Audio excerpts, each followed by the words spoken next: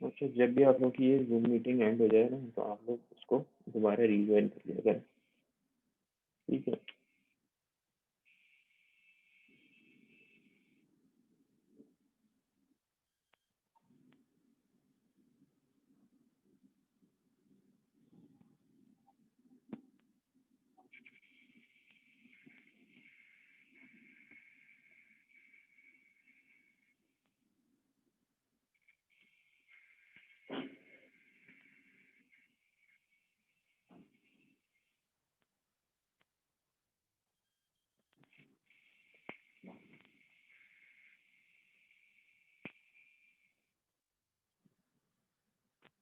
अच्छा, तो हम डिस्कस कर रहे थे कि हमारे पास डेटा रिप्रेजेंटेशन के अंदर चार तरह की रिप्रेजेंटेशन है, हेक्साडेसिमल, डेसिमल, बाइनरी और इनकोडेड टेक्स्ट होता है।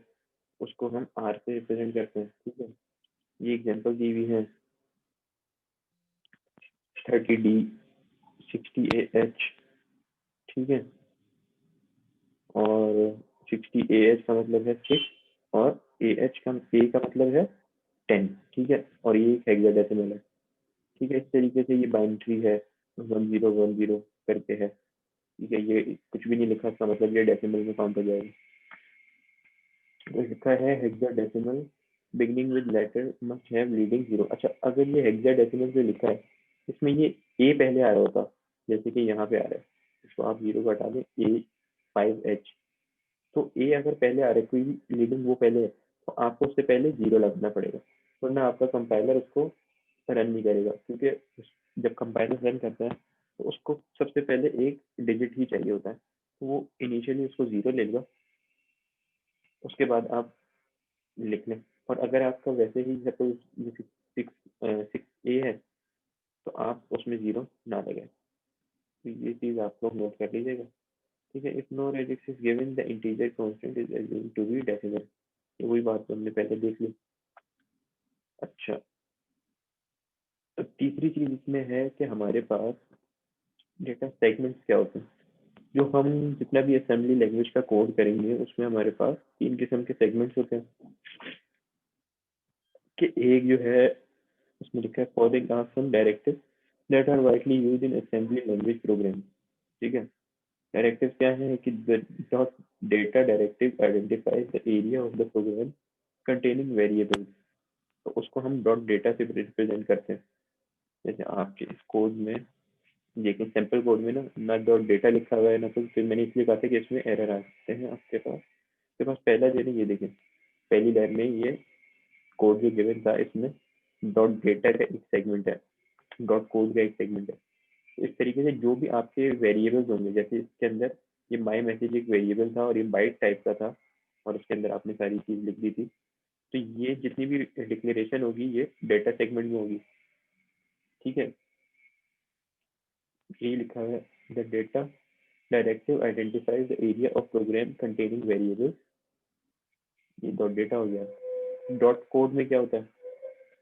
डॉट कोड के अंदर जितने भी आपके एग्जीक्यूटेबल फंक्शंस होते हैं, कि आपने सपोज, हमने जो पहली उसमें देखा था कि भाई मूव होता है, ऐड होता है, मल्टीप्लाई होता है, डिवाइड होता है, सब्ट्रैक्ट होता है, जो भी एक्सचेंज होता है, जितने भी एग्जीक्यूटेबल फंक्शंस हैं इसके अलावा भी, वो सब आप डॉट कोड कॉल के होता है, अंदर लिख रहे होते हैं। जी कॉल भी होता है ना सर? जी जी जी, तो वो सब आप डॉट कोड के अंदर लिख रहे होंगे, ठीक है? तो ये चीज़ हो गई, हमारे पास डॉट डेटा हो गया, ठीक है? डेटा के अंदर वेरिएबल्स हमने दे दिए, और उसकी वैल्यूज वगैरह दे दी, और जो हमने एग्जीक्यूटेबल मूव वगैरह के फंक्शन है वो सब कोड में दे दिए। फिर डॉट स्टैक आता है, ये हम इतना यूज़ नहीं करते, जब हम स्टैक से रिलेटेड काम कर रहे होते हैं तो हम डॉट स्टैक यूज़ करते हैं, ठीक है? फिर हमारे पास आते हैं डेटा रजिस्टर्स। अच्छा, तो डेटा रजिस्टर्स के अंदर हमारे पास क्या है कि, ये देखिए यहाँ लिखा है 432 bit data registers are use for arithmetic logic and other operation. These 32 bit registers can be used in three ways, ठीक है? थ्री वेज क्या है? ये 32 बिट हमारे पास रजिस्टर होते हैं, ठीक है? जिसके अंदर हम सारी मैनिपुलेशन कर रहे होते हैं, तो उसके अंदर से हमारे पास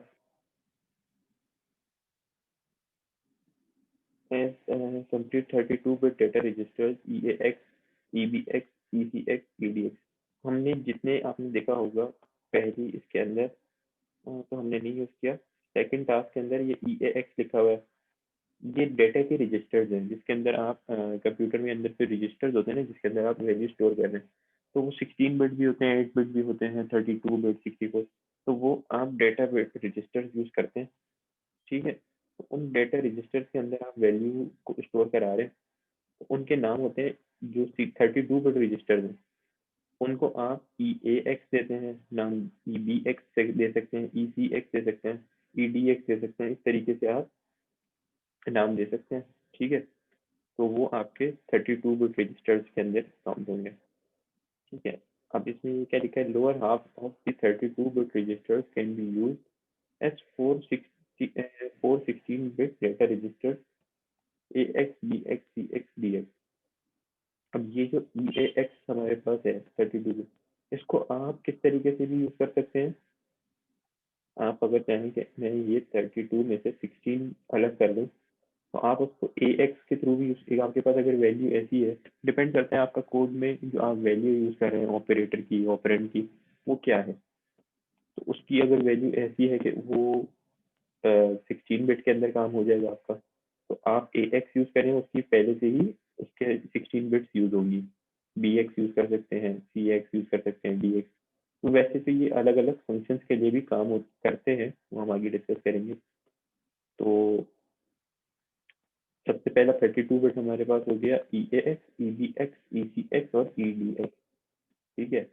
उसके बाद अगर हम इसको 16 बिट के अंदर यूज करना चाहें तो हम उसको क्या नाम देंगे, AX, BX, CX या DX, ठीक है। अच्छा, इसमें लिखा है कि lower and higher half of the above mentioned, मतलब कि जो ऊपर हमें 16 बिट डेटा रजिस्टर यूज किया है, अगर इसको भी हम चाहें कि हम 16 बिट रजिस्टर की बजाय 8 बिट रजिस्टर के अंदर काम करें, तो वो हम काम कर सकते हैं किस तरीके से। उसके अंदर हमारे पास ये दिया हुआ है कि AH, BH, CH, DH में हम डिवाइड कर दें AL, BL, CL, DL के अंदर। तो जब आप AH रजिस्टर में कुछ डालेंगे तो वो उसमें सिर्फ 8 बिट का डेटा आएगा, क्योंकि वो 8 बिट उस रजिस्टर का साइज है। इसी तरीके से सर भी ये 8 बिट वाली दोबारा बात बताइएगा। अच्छा, जैसे हमने सर पहले ये देखा। कंफ्यूज कर रही है, ये जरा आप रिपीट कर 8 देंगे। बिट वाली, 8 बिट वाली सिर्फ। अच्छा, 8 बिट वाली ये है कि लेकिन जब मैं कंफ्यूज नहीं होंगे, ये आपके पास टोटल 32 बिट का रजिस्टर है ना, ठीक है। अब इसके अंदर आप सपोज इसको हटा दें, इसको एच, ये वाले ग्रे एरिया को हटा दें, तो ये आपके पास EAX का पूरा 32 बिट रजिस्टर के साइज आ जाएगा, ठीक है। और ये भी 32, ये भी 32, ये भी 32, ठीक है। अब अगर आप चाह रहे हैं कि आप इस 32 में से सिर्फ आप मेमोरी यूज रखते हैं, क्योंकि आप लोगों को पता होगा, आपको मैं एक एग्जांपल देता हूँ कि आपकी जो प्रोसेसिंग होती है वो हम जैसे ये हमारे पास जिस पीसी में गए, अब हमारे पास एक रैम लगी है, तो हम इसको डिवाइड क्यों करते हैं, हम इसको ओसी ऑपरेटिंग सिस्टम में सी में, ई में, डी में, इसमें मल्टीपल में डिवाइड करते क्यों करते हैं। उसका बेसिक मकसद मैं आपको एग्जांपल देके बताता हूँ। ये होता है कि आप, जाहिर है, एक कमरा है, सपोज करें एक आपके पास रूम है, ठीक है। उस रूम के एक सपोज आपकी क्लास का एक रूम है जिसमें आप क्लास ले रहे हैं, उसके अंदर अगर आप एक पिन गिराएंगे तो उस, और बाहर का एक बंदा बुलाएंगे, उसको कहेंगे उस पिन को आप ढूंढो, तो उसको ढूंढने में कितनी देर लगेगी, सपोज उसको 10 मिनट लगेंगे या 15 मिनट उस सुई को ढूंढने में लगेंगे। आप उस कमरे को आधा कर दें, और आधा करने के बाद उस कमरे के अंदर एक सुई गिराएं और उसको बोलें कि आप इसको सुई को ढूंढें, तो उसको कितनी देर लगेगी, 5 मिनट। उसको और आधा कर दें कमरे को, 6 बंदे के खड़े होने की कमरा बन गया वो, उसके अंदर आप सुई गिराएं तो उसको 2 मिनट, 3 मिनट लगेंगे। इस तरीके से जितना आप कमरा छोटा करते जाएंगे ना, तो जो भी चीज आपके सामने आपको ढूंढनी है, उसको ढूंढने का टाइम कम होता चला जाएगा। तो इसलिए हम क्या करते हैं, हम डिवाइड कर देते हैं। ये आपकी जो रैम है, आपकी जो ये इसकी रैम बताऊँ, जो हार्ड ड्राइव है, ठीक है, हार्ड हाँ, हार्ड ड्राइव को के अंदर आपको डेटा को, पूरे कंप्यूटर में से डेटा को ढूंढने आसान हो जाए, जल्दी आप ढूंढ लें, उसके लिए हम उसको मल्टीपल समझ ले कमरों के अंदर डिवाइड कर देते हैं। आप एक एक में रखेंगे ना तो आपकी प्रोसेसिंग स्लो हो जाएगी। तो इसलिए इसी तरीके से ये बात सबको समझ आई, एग्जाम्पल समझ आई। यस सर, बिल्कुल। इसी यस तरीके से सर, आप जब स्प्लिट कर दिया आपने 2 पीसेस हाँ, में। जब आप सही। स्प्लिट कर ओके। देंगे ना इसको 32 बिट को इतने में, तो जब छोटा रजिस्टर होगा उसकी मेमोरी वेस्ट नहीं हो रही होगी, तो उसको मेमोरी, कंप्यूटर की मेमोरी में से फेच करने में टाइम कम लगेगा। जब टाइम कम लगेगा तो आपकी प्रोसेसिंग स्पीड, आप चाहे तो पूरा 32 बिट के अंदर 1 बिट की डाटा डाल दें, कोई मसला नहीं है, वो अच्छी खासी देर ले लेगा। लेकिन जब आप आगे जाके कॉम्प्लेक्स सिस्टम्स के ऊपर काम करेंगे, असेंबली का कोड जब कॉम्प्लेक्स सिस्टम्स के ऊपर रन होता है, जब माइक्रो प्रोसेसर बिल्ड होते हैं, तो उनके अंदर जो है ना बहुत माइनर माइनर सी भी स्पीड को देखा जा रहा होता है। वो एफिशिएंसी ही काउंट करती है आपके, जो आपने देखा होगा ये क्वाड कोर और ऑक्टा कोर, और उसके बाद अब कोर i3 i5 i7, ये इतना ज़्यादा कोर्स के अंदर छोटी छोटी कोर्स में डिवाइड उनको क्यों कर दिया गया है, ताकि वो फेच प्रोसेसिंग करना स्पीड ज़्यादा हो। डेटा, हाँ, प्रोसेसिंग की स्पीड ज़्यादा हो, एफिशिएंसी ज़्यादा है। तो जब एफिशिएंसी ज़्यादा आएगी ना तो आपकी स्पीड बढ़ेगी। वो इसीलिए उस प्रोसेसर, जितना हाई क्वालिटी प्रोसेसर होता है उसमें जितना ज़्यादा सेगमेंट्स में डिवाइड किया होता है उसको, तो उतनी उसकी स्पीड ज़्यादा होती है, उतना ज़्यादा वो महंगा बिकता है, उसकी वैल्यू ज़्यादा हो जाती है, ठीक है। तो ये इसके अंदर भी यही चीज़ अप्लाई करती है कि आप एक 32 बिट रजिस्टर को जितना छोटे में तोड़ सकते हैं, मिनिमम हमारे पास अभी 8 बिट का है, ठीक है, ताकि आप कम से कम 8 बिट की वैल्यू से रख सकें। जितने छोटे में तोड़ देंगे तो उतना आपका फ़ायदा हो जाएगा, आपका जल्दी प्रोसेसिंग होगी। तो अब जब 32 बिट के रजिस्टर को आप, जब आपने रखना होगा तो आप EAX, EBX, ECX या EDX दे देंगे नाम उस रजिस्टर में, और उसके अंदर मूव करके वैल्यू डालते रहेंगे। जब आपने 32 बिट देना हो तो आप AH, BH, CH, DH, AL, BL, CL, DL दे सकते हैं। जब आपने 32 की भी 16 को भी आधा कर दिया, मतलब 8 बिट का रजिस्टर लेना चाह रहे हैं, तो आप उसको, अच्छा नहीं, गलती हो गई, जब आप 16 बिट कर रहे हैं ना तो आपने AX, BX, CX, DX करना है। वो आपके पास 4 तरीके के होंगे रजिस्टर, और उनको भी आप हाफ कर देंगे। आप चाह रहे हैं 8 बिट का रजिस्टर हो तो AH, BH, CH, DH, तो ये आपके पास 4 और 4 8 तरह के रजिस्टर में यहाँ वैल्यूज को सेव कर सकते हैं। और यही चीज आपकी यहाँ नीचे लिखी हुई भी है, some of these data registers have specific use in arithmetic operation. AX is primary accumulator. It is used in input-output and most arithmetic instructions. For example, in multiplication operation, one operand is stored in EAX, AX और AL register according to the size of the operand. क्या लिखा है, size जितना है ना operand का, उस हिसाब में आपने या तो EAX ले लिया, या AX ले लिया, या AL ले लिया, AH ले लिया, उसके हिसाब से आप ले सकते हैं। तो उसके अंदर सबसे ज़्यादा से ज़्यादा काम अर्थमेटिक ऑपरेशन जो हो रहे होते हैं, मल्टीप्लिकेशन, एडिशन, सब्ट्रैक्शन, ये सारी चीज़ें AX से related, AEX, AX, AH, AL इनके अंदर हो रहे होते हैं, ठीक है। सेकंड आता है हमारे पास BX।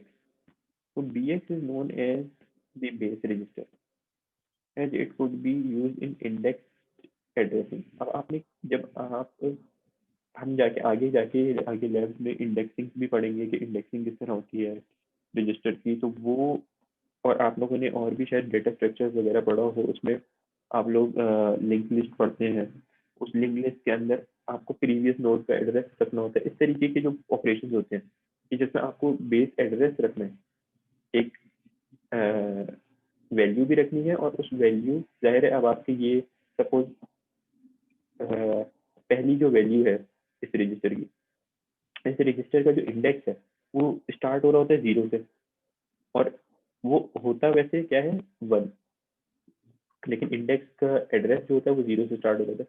तो हर इंडेक्स के ऊपर जो जो वैल्यू रखी है ना रजिस्टर के, उसकी एड्रेस को याद रखने के लिए आप BX रजिस्टर इस्तेमाल करते हैं इंडेक्सिंग के लिए। ये हम आगे जाके डिटेल देखेंगे, इसमें कोई घबराने की ऐसी बात नहीं है, ठीक है। फिर CX है हमारे पास। CX is known as the counter register as ECX। CX store the loop count in iterative operation. ज़्यादातर काम यही होता है कि आइटरेटिव ऑपरेशन के अंदर जहाँ पे हम लूप्स वगैरह लगाते हैं, वहाँ पे जो लूप की वैल्यूज होती हैं वो हम, जैसे हम C++ या जावा वगैरह में i इक्वल्स टू 0 और j इक्वल्स टू 0 करके हम लूप की वैल्यू देते हैं वहाँ पे, तो यहाँ पे हम ECX, CX, CL इनके अंदर काउंटर, जो हमारे पास एक काउंटर कहलाता है, इसको हम काउंटर में देते हैं। ठीक है, इसी तरीके से हमारे पास है DX is known as the data register.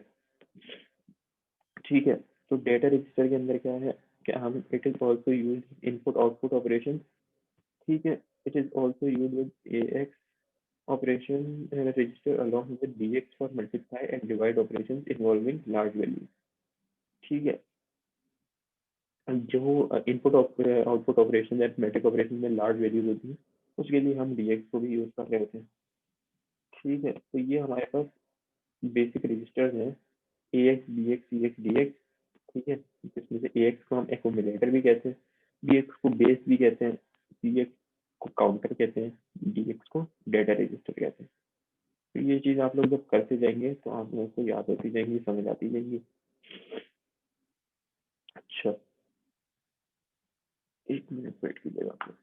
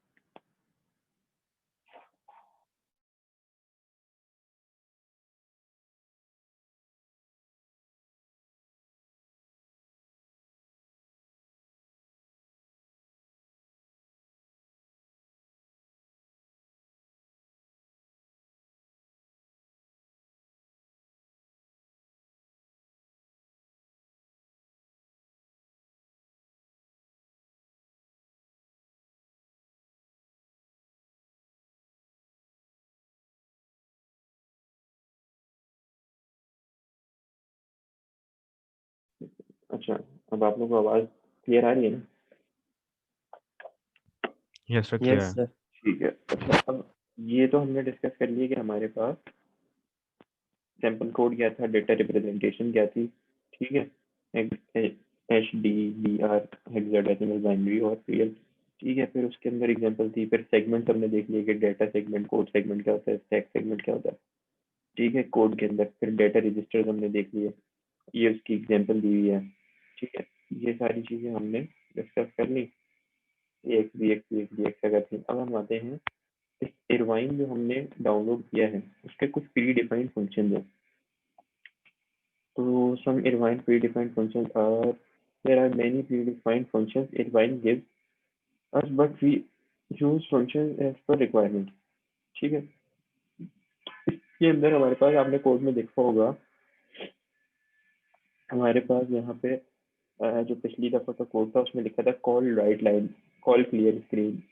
ठीक है, तो कॉल राइट स्ट्रिंग, अगर आपने यहाँ पे स्ट्रिंग यूज किया तो call right string, integer use किया तो कॉल राइट इंटीजर।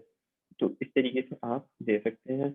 मल्टीपल इसके प्री डिफाइंड फंक्शन होते हैं, उनको आप कॉल करें, जैसे कॉल राइट इंटीजर, या फिर call right binary, call right decimal, decimal use किया आपने रजिस्टर। सर हर डेटा टाइप के लिए अलग से यूज करना हाँ, है ये? हाँ, अलग से यूज कर ओके, सकते हैं।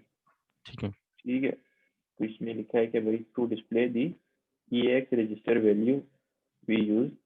ठीक है, EX रजिस्टर जो है, जो अर्थमेटिक ऑपरेशन के लिए यूज हो रहा है, उसके लिए हम ये, क्योंकि अर्थमेटिक के अंदर इंटीजर, बाइनरी, डेसिमल, हेक्साडेसिमल की टाइप की वैल्यूज होगी, तो जिस टाइप की आपके पास वैल्यू हो, तो जाहिर है आप जब इंटीजर होगी तो उसको दूसरे इंटीजर के साथ ही ऑपरेट कराएंगे, एक बाइनरी होगी तो दूसरी बाइनरी के साथ ही, तो जब उनको आप आपस में ऑपरेट कराएंगे तो ये रजिस्टर जो अर्थमेटिक का रजिस्टर है उसके अंदर ये सारे प्री डिफाइंड फंक्शन यूज हो रहे होंगे। अब हमारे पास एक एग्जाम्पल कोड दिया हुआ है, वो एग्जाम्पल कोड क्या है कि जिसके अंदर दो इंटीजर सिंबल ऐड हो रहे हैं। तो कोड है ये, इंक्लूड इरवाइन 32.inc। कि हम सबसे पहले जो इरवाइन की लाइब्रेरी जिससे हमारे पास ये सारे फंक्शन आ रहे हैं, जैसे आप C++ पढ़ते हैं तो उसमें आप शुरू में देते हैं hash include IO stream. IO stream क्या होता है, इनपुट आउटपुट स्ट्रीम। तो आपकी जो सी एन यस सर। वगैरह यूज हो रहे होते हैं वो आईओ स्ट्रीम से आ रहे होते हैं, ठीक है। इस तरीके से आप पाइथन के अंदर आप शुरू में ऊपर कोई भी लाइब्रेरीज इंस्टॉल करवाते हैं या सी शार्प में कराते हैं, तो वो सारी नीचे यूज हो रही होती है, ठीक है, उनके प्री डिफाइंड फंक्शन। इस तरीके से इरवाइन का जो हमने डाउनलोड किया उसका प्री डिफाइंड फंक्शन ये है, ठीक है। तो उसको पहले हमें इंक्लूड कराना पड़ता है किस कीवर्ड के साथ, कीवर्ड है इंक्लूड irvine32.inc। और आप यहाँ पे जाके देखेंगे भी ना, तो आपका जो इरवाइन का फोल्डर है, ओके, इरवाइन के फोल्डर के अंदर irvine32.inc की लाइब्रेरी लिखी हुई है प्री डिफाइंड। चाहे तो आप अपनी खुद भी लाइब्रेरीज को डिफाइन कर सकते हैं, लेकिन इसमें प्री डिफाइंड irvine32.inc की लाइब्रेरी लिखी हुई है। तो इंशाल्लाह आप ये सब कोड वोड पढ़ लेंगे ना, तो एक टाइम पे आप खुद भी लाइब्रेरी लिख सकेंगे अगर आप ध्यान से पढ़ लेंगे तो, ठीक है। तो आपने इंक्लूड किया irvine32.inc। फिर हमने जैसे पढ़ा था कि ऊपर सेगमेंट्स होते हैं, क्या डेटा सेगमेंट, कोड सेगमेंट। तो आपने पहली चीज दे दी कोड सेगमेंट। कोड के अंदर आपने, अच्छा, मेन प्रॉक क्या चीज है? मेन प्रॉक का मतलब है कि अब ये मेन प्रोसीजर हमारा स्टार्ट हो रहा है, जिसके अंदर सारे ऑपरेशन होंगे। तो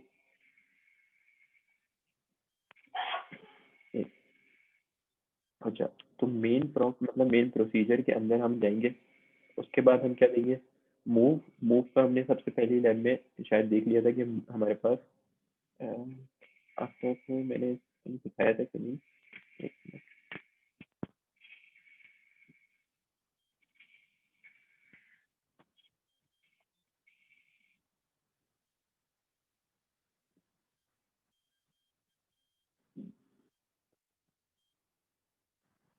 ये चीज हमने डिस्कस कर ली थी क्या? No sir.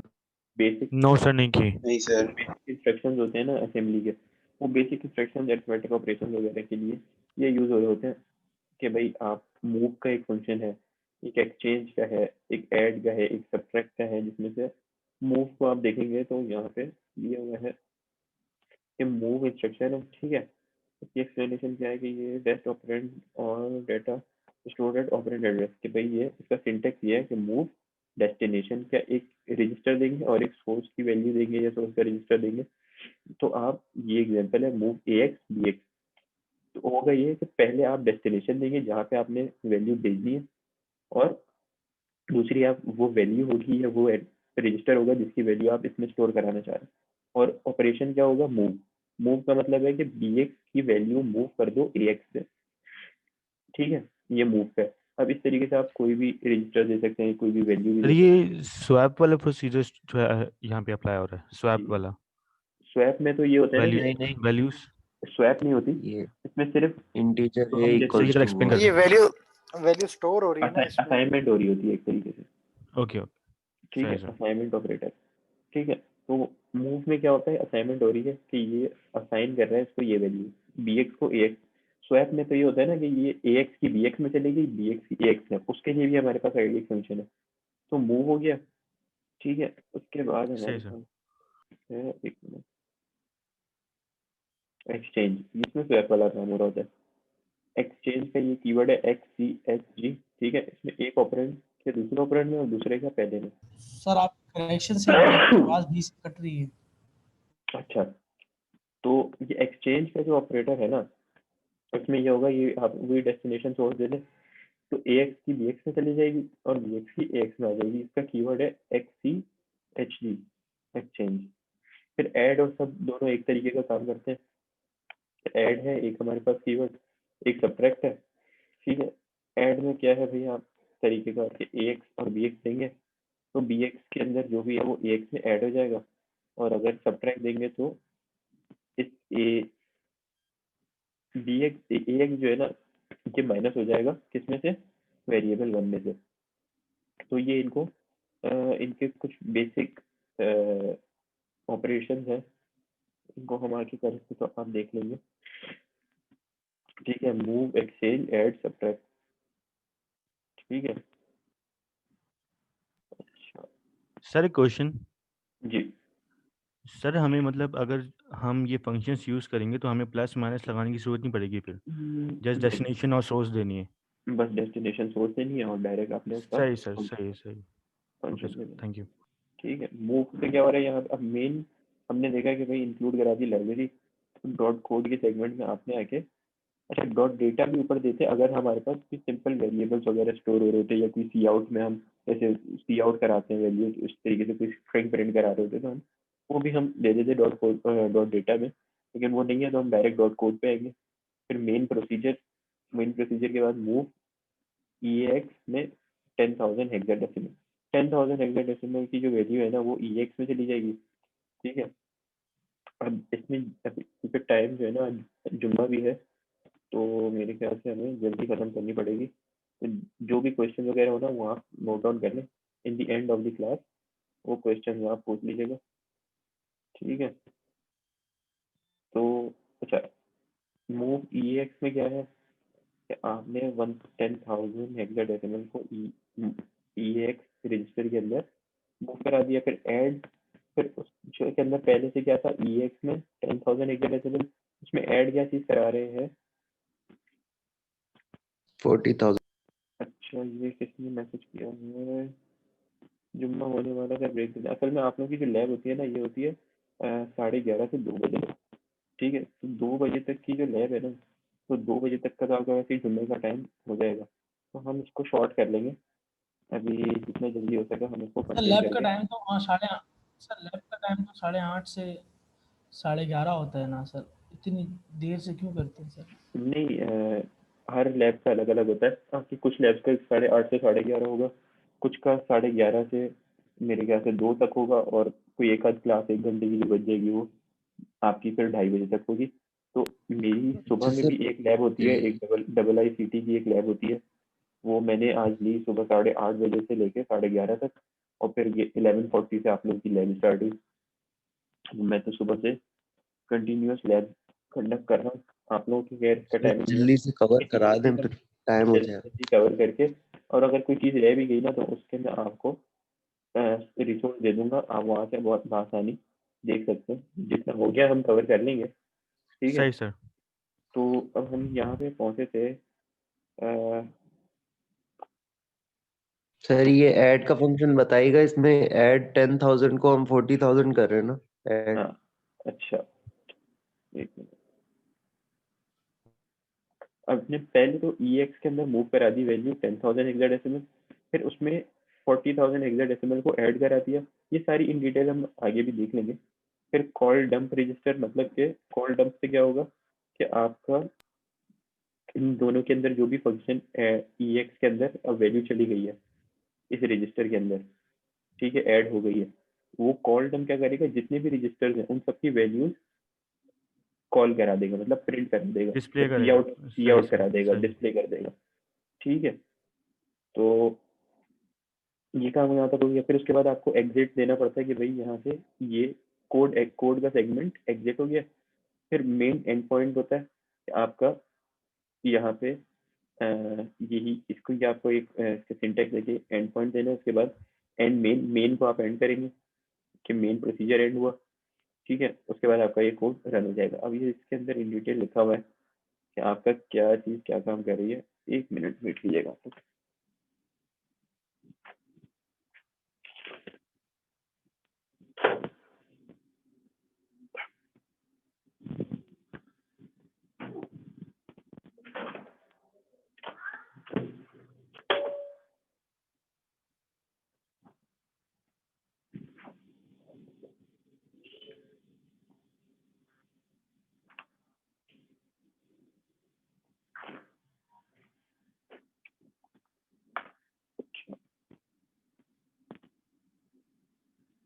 अच्छा इसके अंदर हमारे पास ये लिखा है कि भाई इंक्लूड में क्या काम हो रहा है। इंक्लूड अरवाइन 32 ये हमने डिस्कस किया कि भाई दी इंक्लूड डायरेक्टिव कॉपीज, वैसे इतनी लंबी आगे है नहीं, छोटी सी है तो हमारी अभी खत्म हो जाएगी, कोई चीज़ नहीं है।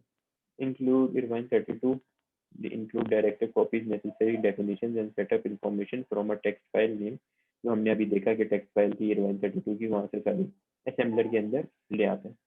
डॉट कोड का सेगमेंट है the dot code directive marks the beginning of the code segment where all executable segments in a program are located। ठीक है। डॉट कोड का सेगमेंट जिसके अंदर सारी हमारी एग्जीक्यूटेबल फाइल्स होती हैं कि जो एग्जीक्यूटेबल फंक्शंस होते हैं, मूव, ऐड, सब्ट्रैक्ट, सारी चीज़ें होती है, एक्सचेंज वगैरह, और फिर उसके बाद कॉल का जो फंक्शन है ये सारी होती हैं। ठीक है, पर मेन प्रॉप क्या चीज़ है? The prop directive defines the beginning of a procedure. Procedure begin हो रहा है ये बताता है मेन प्रॉप। ठीक है, तो the name choosing for the only procedure in our program is main. ठीक है, मेन के अंदर ये काम होगा।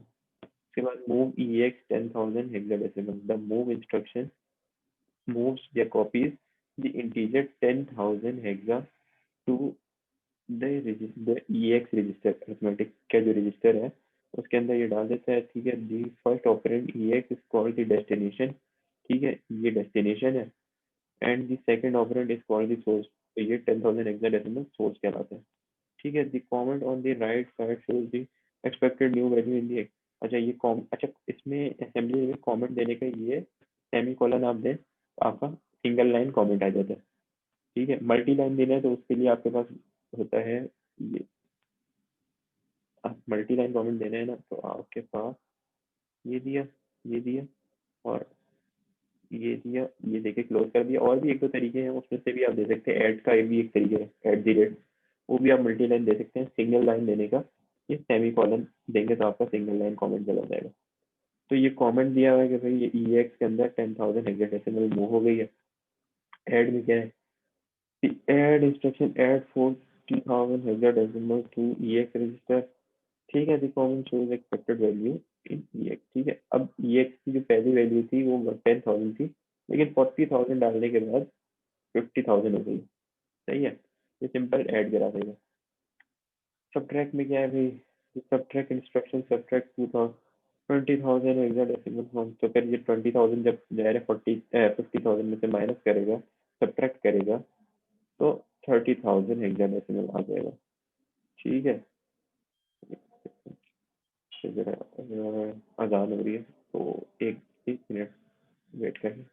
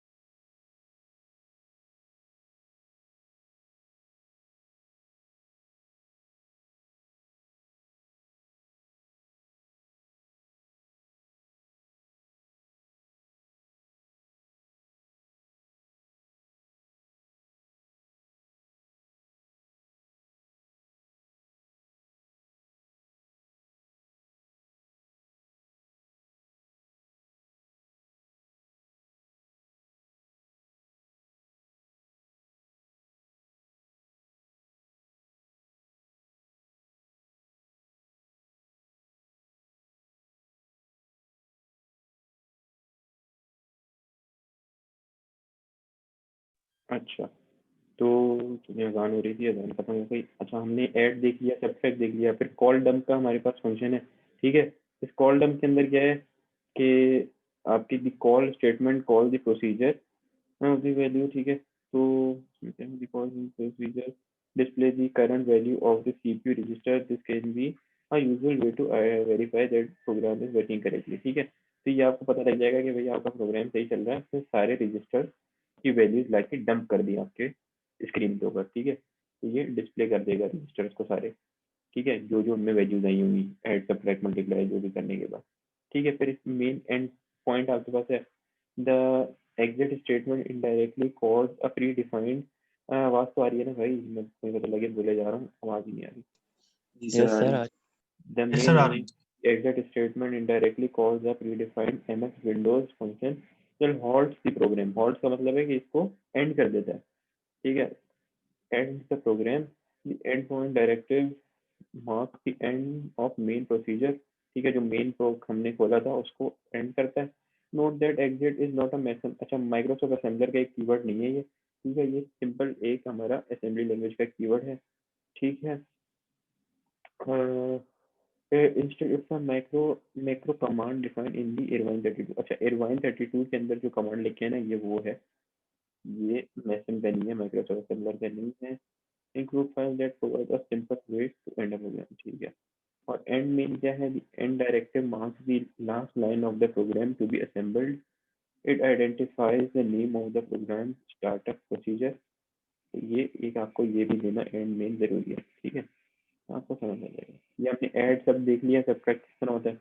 फिर हमारे पास आता है मल्टीप्लिकेशन एंड डिवीजन, तो ये भी इसमें कहानी काफ़ी लंबी लिखी हुई है, लेकिन बात बहुत ही आसान है, कोई ऐसा इसमें मुश्किल चीज़ है नहीं, ठीक है। आप लोग वैसे खुद भी देखेंगे तो समझ आ जाएगा। तो कोई इसमें लिखा है कि भाई 32 bit mode integer multiplication can be perform 32 bit 8 bit. अच्छा इस सारी चीज़ें तो लिखी है कि आप लोग आराम से तसल्ली से इसको पढ़ लीजिएगा। तो उसमें भी वही ऐड सब्ट्रैक्ट वाला ही काम हो रहा होता है, इससे ज़्यादा कुछ नहीं हो रहा होता, ठीक है। इसका कीवर्ड है मल, MUL, तो इससे मल्टीप्लाई हो जाएगा। डिवाइड का जो है आपके पास, डिवाइड का जो है वो कीवर्ड है डिव, वही रजिस्टर उसमें देते हैं, मेमोरी आप बता देते हैं। तो ये सारी इसमें कहानी लिखी है, थोड़ी इन डिटेल डेप्थ में लिखी है, और उसकी वो भी दी हुई है कि EX के अंदर जाएगी मल्टीप्लाई करेंगे तो, और इससे मल्टीप्लाई करेंगे तो ये देखिए 1 2 3 4 5 को 1000 से मल्टीप्लाई करेंगे तो 1 2 3 4 5000 हो जाएगा, कैरी कुछ नहीं बचेगा। तो ये सारी चीज़ें इसमें है, आप इसको तसल्ली से देख लीजिएगा। तो अच्छा इसके लिए जो है ना, अगर आप किसी को इसमें इसमें एक चीज़ है साइंड और अनसाइंड, मैं आपको जल्दी जल्दी बता देता हूँ क्योंकि क्लास का भी टाइम होने वाला है।